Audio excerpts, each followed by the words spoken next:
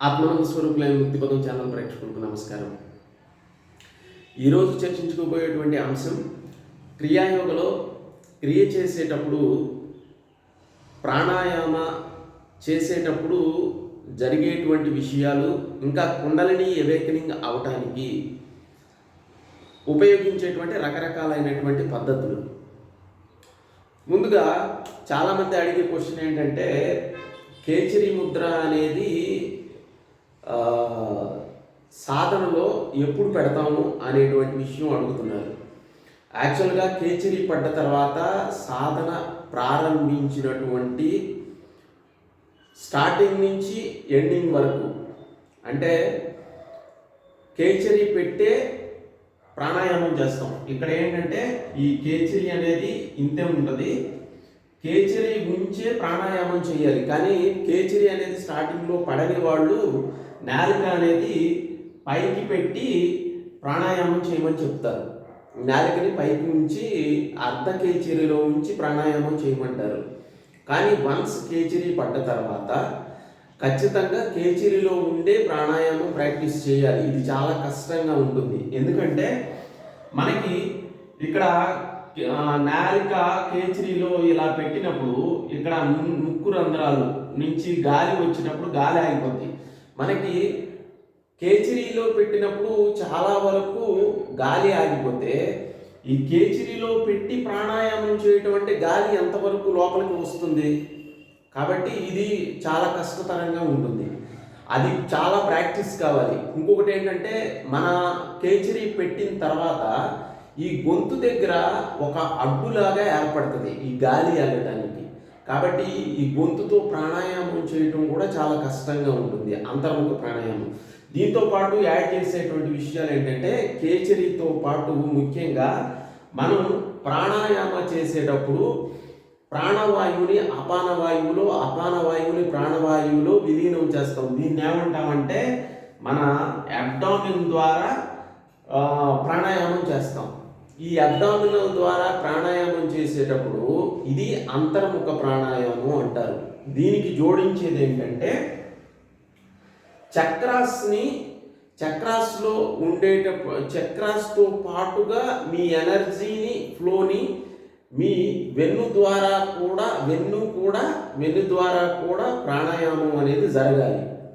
అంటే at a టైంలో ఎన్ని జరుగుతున్నాయంటే, కేచరి ముద్ర పెట్టాలి, అంతర్ముఖ ప్రాణాయామం చేయాలి, తర్వాత వెన్ను మీద కూడా ఈ దృష్టి అనేది నిలుపుతూ ప్రతి ఒక్క చక్రాన్ని కూడా టచ్ చేస్తూ దాని వెన్ను మీదుగా రావాల్సి ఉంటుంది.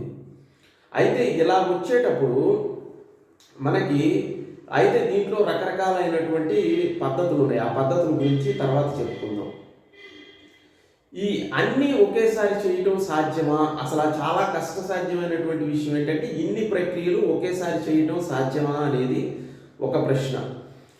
అయితే ఇది ప్రారంభ దశలో ఉన్నప్పుడు సాధకులకి చాలా కష్టంగా ఉంటుంది. కానీ ప్రాక్టీస్ మటుకు వన్స్ కేచరి పడ్డ తర్వాత కేచరి పెట్టి మాత్రమే ప్రాణాయామం చేయడం అనేది ప్రాక్టీస్ చేయడం ఉత్తమం, మంచి స్థితికి దశకి వెళ్ళడానికి ఆధ్యాత్మికంగా.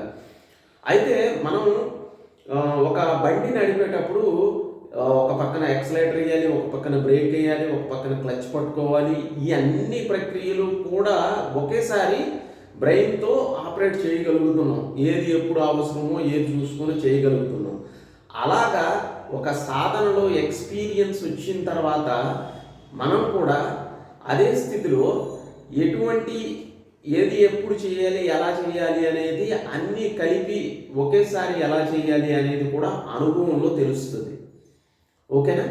అయితే ఇక్కడ మనం ప్రాణాయామ చేసేటప్పుడు వెన్ను మీద కాన్సన్ట్రేషన్ ఉంచాలి అనేసి చెప్తున్నాం. ఇక్కడ ఉండేటువంటి పద్ధతుల్లో కొంతమంది ఏంటంటే, వెన్ను మీద ఇలాగా మూలాధార, స్వాదిష్టాన, మణిపుర, అనాహత, విశుద్ధ, ఆజ్ఞ, వీటి మీద వెన్ను మీద స్ట్రైట్గా వెళ్తారు. ఒక్కొక్క దాంట్లో జనరల్గా అయితే ఓంకారం వేస్తారు. ఒక్కొక్కళ్ళు ఒక్కొక్క పద్ధతి ద్వారా వెళ్తారు. ఆ పద్ధతులు మొత్తం చెప్తాను. ఇప్పుడు ఒకసారి పైకి వెళ్ళిపోయాం, తర్వాత మళ్ళీ ఆజ్ఞానించే వెన్ను ద్వారానే కిందకి రావాలి. ఒక్కొక్క దాంట్లో ఈ ఈ చక్రాలన్నీ స్పర్శించుకుంటా కిందకి రావాలి. ఇది ఒక పద్ధతి. ఈ పద్ధతి వాడతారు. ఇది ఒక పద్ధతి.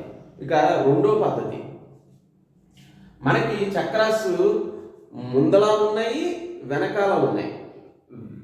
ముందల ఉన్న చక్రాస్ ఏవైతే ఉన్నాయో ఈ యాక్టివేషన్లో ఉన్నాయి.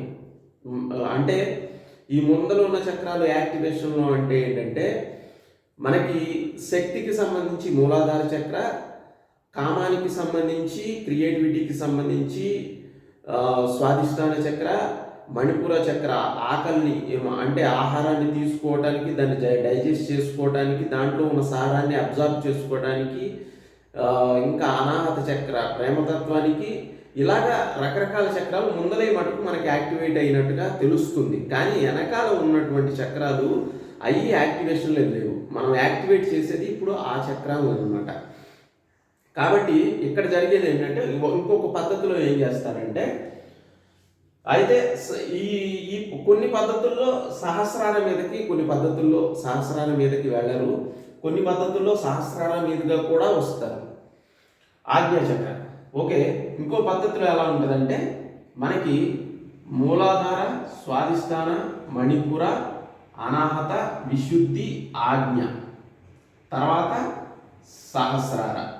సహస్రార నుంచి మళ్ళీ ఆజ్ఞ, విశుద్ధ, అనాహత, మణిపుర, స్వాదిష్టాన, మూలాధార, మళ్ళీ ఇక్కడికి వస్తారు. ఇది ఒక సర్కిల్ అవుతుంది. ఇది ఒక సర్కిల్ లాగా చేస్తారు. అంటే వెనకాల చక్రాలను యాక్టివేట్ చేసుకుంటారు, ముందల చక్రాలను కూడా యాక్టివేట్ చేసుకుంటారు. ఇది ఒక పద్ధతి. ఇంకొక పద్ధతిలో సహస్రార చక్రం నుంచే ఎనర్జీని తీసుకుంటారు. ఒకసారి శుద్ధి ప్రక్రియ, శుద్ధి చేస్తారు. చక్రాస్ అన్నింటినీ కూడా ఒక సర్కిల్లో శుద్ధి చేస్తారు. ఈ సర్కిల్లో వచ్చేసేసి శుద్ధి చేస్తారు. ఓకే, మళ్ళీ అదే సర్కిల్లో వచ్చి అదే చక్రాలని ఎనర్జైజ్ చేస్తారు. మళ్ళీ అయ్యే చక్రాలని ఎనర్జైజ్ చేస్తారు. క్లీన్ చేయడం, ఎనర్జైజ్ చేయడం, ఇదంతా కూడా ఒక సర్కిల్లో క్లీన్ చేయడం, ఒక సర్కిల్లో ఎనర్జైజ్ చేయడం అనేది చేస్తారు. ఈ పద్ధతుల్లో ఏ పద్ధతులైనా వాడచ్చు. ఇంకా రకరకాలైనటువంటి ప్రక్రియలు. దీంట్లో కొంతమంది ఓంకారం వేస్తారు, కొంతమంది ఏంటంటే బీజాక్షరాలు, చక్రానికి సంబంధించిన బీజాక్షరాలు వేసేటువంటి సాధనలు ఉన్నాయి. రకరకాలైనటువంటి సాధనల్ని, ప్రక్రియల్ని అవలంబించడం జరుగుతుంది. కాబట్టి క్రియాయోగకు సంబంధించి మొదటి ప్రక్రియని వాడటం జరుగుతుంది. ఈ క్రియాయోగకు సంబంధించినటువంటి ప్రక్రియలో ఏదైనా మనకి ప్రాణాయామం కానీ, ప్రాణాయామం చేస్తూ, అంతర్ముఖ ప్రాణాయామం చేస్తూ, కేచిరిలో ఉండి అంతర్ముఖ ప్రాణాయామం చేస్తూ, వెన్ను ద్వారా శ్వాసిస్తూ చక్రాల మీద కిందకి వెళ్ళడం, ఈ ప్రక్రియ అనేది అవలంబించడం అనేది జరుగుతుంది. అయితే ఈ క్రియాయోగకు సంబంధించి ఎవరైతే సాధన చేసేవాడు ఎవరైతే ఉన్నారో వాళ్ళకి సంబంధించి ఏమైనా డౌట్స్ ఉన్నా కానీ వాళ్ళు చేసే ప్రక్రియల్లో ఖచ్చితంగా కాల్ చేయండి. ఈ వీడియో నచ్చినట్లయితే లైక్ చేయండి, షేర్ చేయండి, సబ్స్క్రైబ్ చేయండి. సర్వే జనా సుఖినో భవంతు.